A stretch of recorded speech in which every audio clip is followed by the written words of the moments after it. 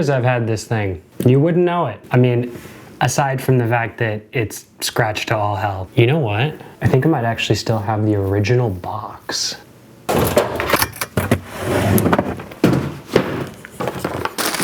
Aha!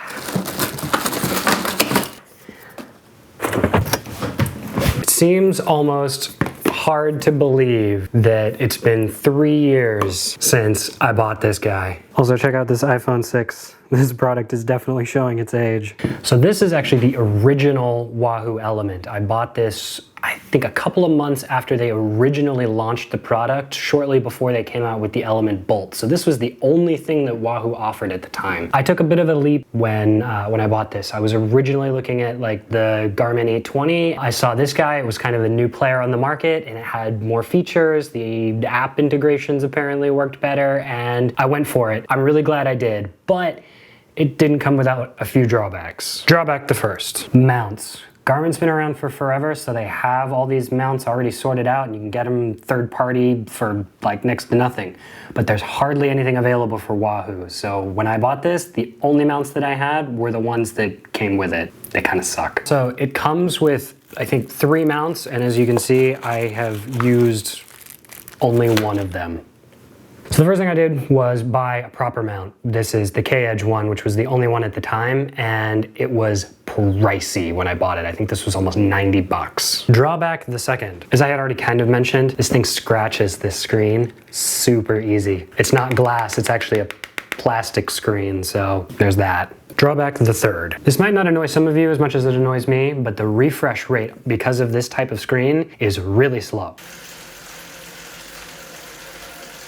You can actually kind of see how slow it refreshes right there. Just slow swipe across the screen. Drawback the fourth. This is both a good thing and a bad thing, I guess, so it's not completely a drawback, but there are constant updates to this thing. I think week to week I update this thing almost every time I use it. Some updates can take 5 or 10 minutes just to download, and they won't even download if you're not connected to your home Wi-Fi. Like, I can't do an update from my phone. So it can be kind of frustrating sometimes trying to just keep this thing running. So is there anything positive about this thing? Yes. The battery life. This thing, even 3 years later, still has incredible battery life. I've routinely taken this on 150 plus mile epics that have been 8+ hours, and I arrive with battery to spare. And I did all of that, including the live tracking feature, which leads me to drawback the fifth, the live tracker. It works and it does broadcast my location, but it only does it for the first couple of hours of my ride. Especially on some of those really long 8-hour epics,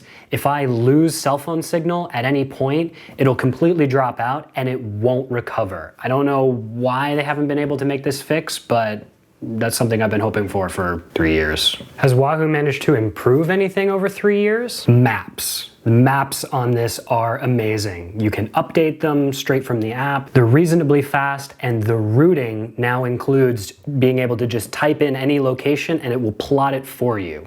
Almost forgot. This thing, waterproof. Not like it's kind of waterproof. If it gets rainy, like, that's fine. No, this thing, like, submergible, and it's fine. So, bottom line, should you buy one in 2020? Considering you can get it for $100 or less online, I think you could do a lot worse. Out.